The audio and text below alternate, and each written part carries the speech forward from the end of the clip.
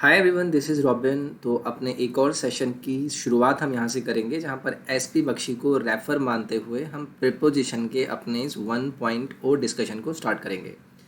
Preposition आपको पता है काफ़ी इंपॉर्टेंट रहता है। यूजुअली हम उन्हें रटने की भी कोशिश करते हैं, बट उनसे रिलेटेड मीनिंग्स को एक एग्जाम्पल के थ्रू आपको समझना होगा। आप न्यूज़पेपर पढ़ते हैं, वहाँ पर आप बार बार देखते हैं सेंटेंस के यूजेज को, तो वहाँ से आपकी रीडिंग एबिलिटी भी थोड़ा सा बार बार अगर आप प्रिपोजिशन को रिपीटेड वे में ध्यान से देखते हैं, किसी किसी मीनिंग में अगर कन्फ्यूज़न होता है, अगर उसे समझने की कोशिश करते हैं तो इन्हें याद रखा जा सकता है। अगर मैं टीयर 2 की आपसे बात करूं तो सिर्फ प्रिपोजिशन का इनडायरेक्टली और डायरेक्टली यूजेज की अगर मैं आपका वेटेज मानूं एग्जाम में, तो वो आपका 10 नंबर का एटलीस्ट मेरे हिसाब से बनता है। चाहे तो वो आपके फिलर्स में मिल जाता है, या फिर वो आपके एरर डिटेक्शन में मिल जाता है, सेंटेंस इंप्रूवमेंट में आपको देखने के लिए मिल जाता है, क्लोज टेस्ट में आपको वो चीज़ें काफ़ी चीज़ें क्लियर कर देते हैं।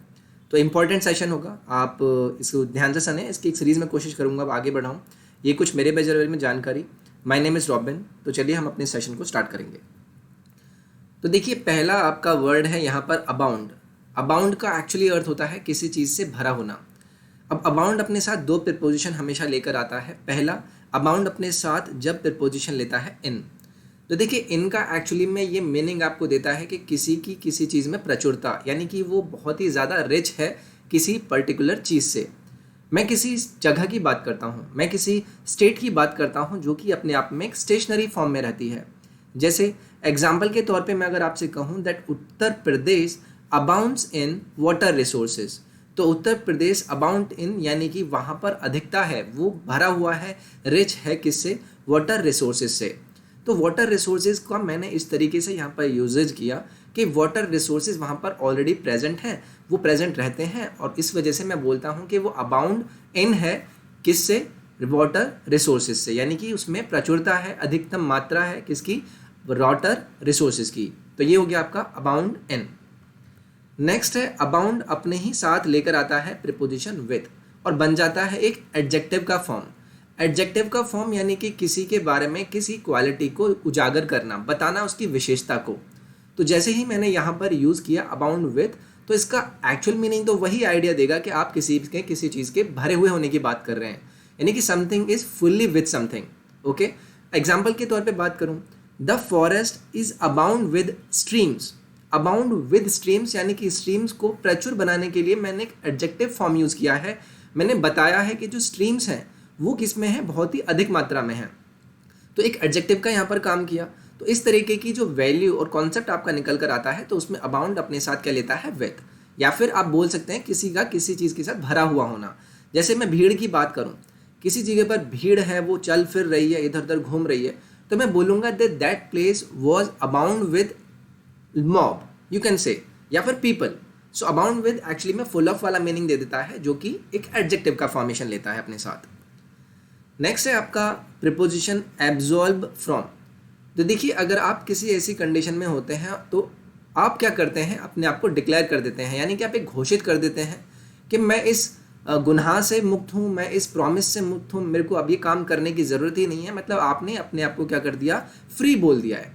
तो अब्जॉल्व अपने साथ हमेशा जो प्रिपोजिशन लेता है फ्रॉम, एब्जॉल्व फ्रॉम। जैसे कि example, the court has absolved him from the crime.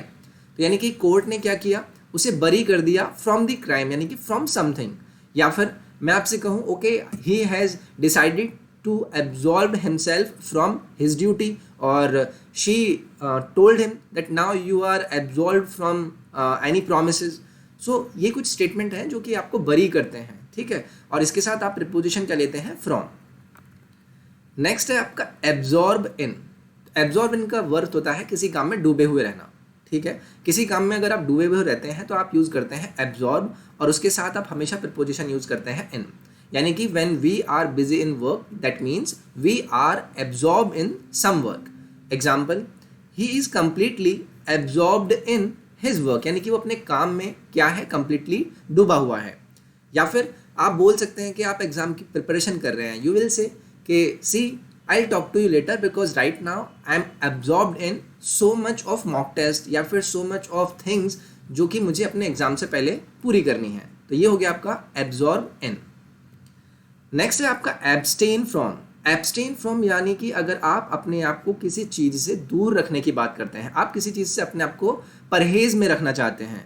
अगर आप एब्सटेन फ्रॉम यूज़ करते हैं तो वहाँ पर आप एक्चुअली में बात कर रहे हैं फूड हैबिट्स का, खाने पीने का, जो कि आपके डॉक्टर ने आपको एडवाइस किया है कि आपको ये नहीं यूज़ करनी है, आपको ये नहीं खाना है या फिर आपको ये नहीं पीना है।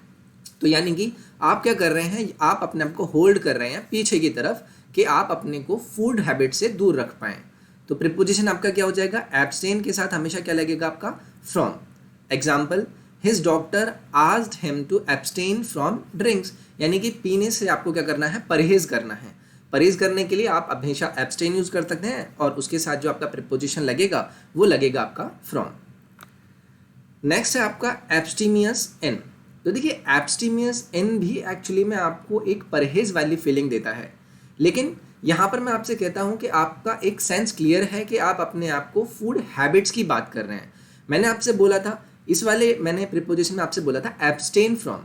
एब्सटेन फ्रॉम मैंने आपको हैबिट से रिलेट किया था कि आप अपने आप को उन हैबिट से दूर रखें, लेकिन अगर मैं आपसे बोलता हूँ एब्स्टीमियस इन, तो एक्चुअली में ये भी आपको एक परहेज का फॉर्म देता है इन प्रीपोजिशन के साथ, लेकिन यहाँ पर एक आइडिया आपका निकल कर आता है जो कि आपको आपकी किसी बेटरमेंट क्वालिटी में भागीदारी करने की कोशिश करता है।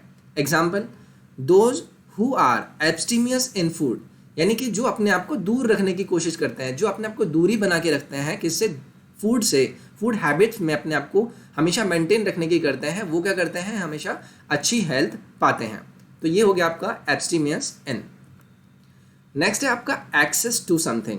एक्सेस का अर्थ आपको पता है, अगर आपकी पहुंच है, आपकी अप्रोच है, तो आप बोल सकते हैं कि भाई हाँ, I have access to this person. अगर आप बोलें कि I have access to the chairman of the SSC, आप बोलें कि I have access to the educators, the top educators of an academy, so यहाँ पर आप बोलेंगे कि आप एक्सेस बता रहे हैं, अपनी पहुंच बता रहे हैं किसी को। टू हो गया आपका क्या, प्रीपोजिशन, जो कि हमेशा लगेगा आपका एक्सेस के साथ। I have no access to the prime minister, मेरी प्राइम मिनिस्टर के पास तक कोई पहुंच नहीं है, मेरी प्राइम मिनिस्टर के पास तक कोई अप्रोच नहीं है। तो ये हो गया आपका एक्सेस टू। नेक्स्ट है आपका एक्सीड टू। एक्सीड की स्पेलिंग देख लेंगे, पूछ ली जाती है, डबल सी आता है, उसके बाद ईडी होता है।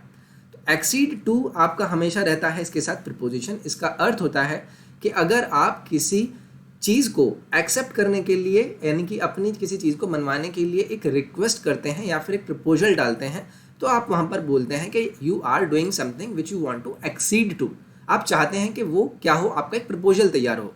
एग्जाम्पल, ही एक्सीडेड टू, यानी कि मैंने क्या की थी, उससे कुछ गुजारिश की थी जिसको उसने क्या कर लिया, रिक्वेस्ट को एक्सीड टू कर लिया, यानी कि ही एक्सीडेड टू माई रिक्वेस्ट, यानी कि उसने मेरी रिक्वेस्ट को क्या किया, एक प्रपोजल के तौर में तैयार किया।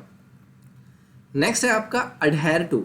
अडहेर टू का अर्थ होता है जब आप किसी एक काम पर एकदम जी जान से लग जाते हैं, तो अडहेर आपका यहाँ पर यूज़ होता है, और इसके साथ जो प्रपोजिशन आपका यूज़ होता है वो होता है टू, यानी कि स्टिक टू, आप एकदम बिल्कुल लग गए हैं अपने काम में।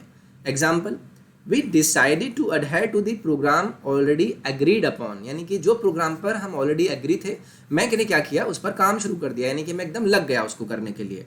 ठीक है, जैसे कि आप बोलेंगे कि we have decided to adhere to the plan that we have already planned for our SSC preparation. तो ये हो जाता है आपका अडहेर, और अडहेर अपने साथ क्या हमेशा लेता है, प्रीपोजिशन टू। नेक्स्ट है आपका अप्रूव ऑफ। देखिए, अगर आप किसी के प्रपोजल या फिर किसी के एक्सेप्टेंस बिहेवियर को क्या करते हैं, अप्रूव कर देते हैं, तो आप हमेशा यूज करते हैं अप्रूव ऑफ। हमेशा इसके साथ लगता है आपका प्रीपोजिशन ऑफ।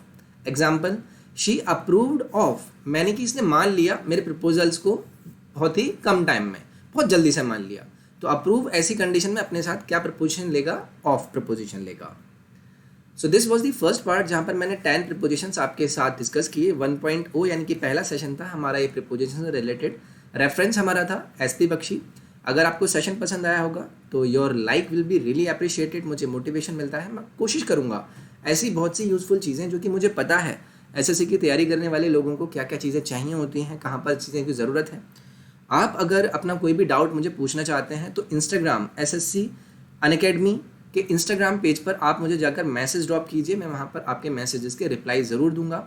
आप टेलीग्राम के लिंक आपको डिस्क्रिप्शन में मिल जाएंगे, इंस्टाग्राम का भी लिंक आपको डिस्क्रिप्शन में मिल जाएगा। तो मैं फिर से मिलता हूँ आपसे नेक्स्ट पार्ट में। अपना ख्याल रखिए, take care, bye bye, thank you.